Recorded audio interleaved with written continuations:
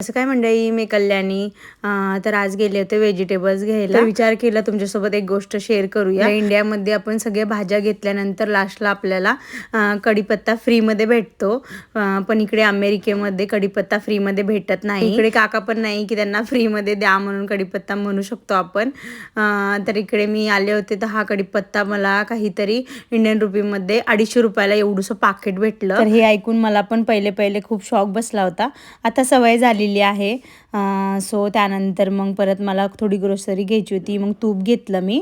तर हा तुपाचा डब्बा पण इकडे काहीतरी 2000 पर्यंत पडतो. तर आपली एक सवय असते ना की आपण शेवटी आपलं लहानपण आपलं सगळं आपल्या देशात गेलेलं असतं आणि आपली ते किमती बघायची सवय काही जात नाही.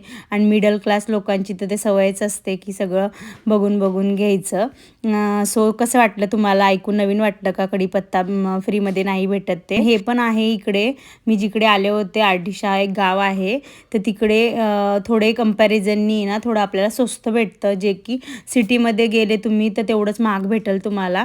काही पण इंडियन काही ग्रोसरी घ्यायची असेल ती तर इकडे स्वस्त पडते. तर तुम्ही पण इकडे नक्की येऊ शकता. ज्याला माहीत नाही त्यांच्यासाठी सांगत आहे मी. त्यानंतर अनन्याला पेस्ट्री खायची होती, तर पेस्ट्री पण खूप छान असते इकडची. मग पेस्ट्री घेतली. हा माझा पूर्ण व्हिडिओ बघायचा असेल तर खाली लिंक देते मी, तिकडे जाऊन नक्की बघू शकता. सो असा होता माझा आजचा दिवस. बाय.